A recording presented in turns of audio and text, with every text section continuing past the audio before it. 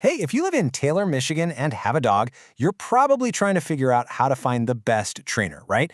Well, this is going to be your guide. We'll walk through everything you need to know so you can feel really confident about finding the perfect fit for you and your dog.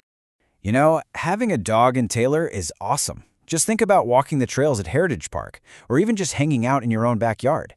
And when your dog is well trained, you can really enjoy all those things together, making every outing safer and way more fun for everybody. All right, so where do you even start? Well, first things first, you've got to understand what you're actually looking for in a professional. Let's get into the qualities and methods that really set a great trainer apart. Okay, the heart of almost all modern, effective training is something called positive reinforcement. So instead of, correcting your dog for getting it wrong, this method is all about rewarding them when they get it right. For your dog, it's like training becomes this fun game where they're trying to figure out how to get treats and praise. This isn't just about teaching commands, it's a science-backed way to build a really strong, trusting bond. It makes your dog want to listen to you. And you can really see the difference in approaches here. Modern trainers are all about building up a confident dog who's excited to learn. But you've got to watch out for the other side of that coin. Methods that use fear, pain, or any kind of intimidation. Those outdated techniques are a huge red flag. They can actually create new problems, like making your dog anxious or even aggressive, and they can totally break that trust you've built.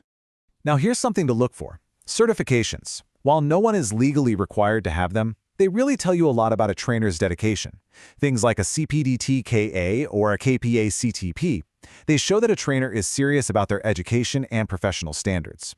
And hey, if you're dealing with more complex stuff like serious anxiety or reactivity, a certification like the IAABC-CDBC tells you you're talking to someone with a much higher level of expertise.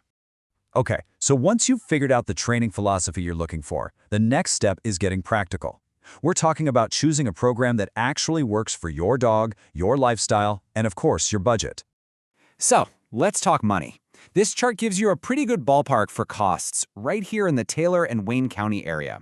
As you can see, a typical 6-week group class is going to run you somewhere between, say, $140 and $250. If you want a one-on-one private lesson, that's usually around $80 to $140 an hour. And then you have the really intensive stuff like board and trains, which, yeah, they're more expensive, but that price reflects that round-the-clock immersion. So how do you decide which one's for you? Well, group classes, they are awesome for socialization and for practicing commands with other dogs around, in a safe space. But private in-home training, that's perfect for tackling those very specific issues that only happen at your house, like, barking at the mailman or jumping all over your guests. Almost every trainer is going to offer you some kind of consultation, and you really should treat it like an interview. Seriously, you're hiring someone to work with a member of your family. So coming in prepared with the right questions is really the key to making a great choice. And here's a little checklist to help you with that conversation. You absolutely want to ask about their main training philosophy and what kind of certifications they have. It's also really important to ask them exactly how they plan to tailor the program to your dog's specific needs. And of course, get a clear breakdown of all the fees and what their cancellation policy is. A real pro will be happy to answer all of this. Okay, so you've picked a trainer, you're ready to go. Now let's talk about putting all those new skills to work right here in Taylor, because being a great dog owner means knowing the local rules and having some go-to spots to practice. Here's a super important number to remember in Taylor: 6 feet. That's it. The city requires all leashes to be no longer than 6 feet in any public space. It's a simple rule, but it's all about keeping everyone safe in our parks and on our sidewalks. And besides the leash law, just remember that the state of Michigan requires a current rabies vaccination, and you have to have that tag on your dog's collar. Also, just be a good neighbor and keep those nuisance laws in mind. Good training can really help manage any excessive barking so it doesn't become a problem for anyone.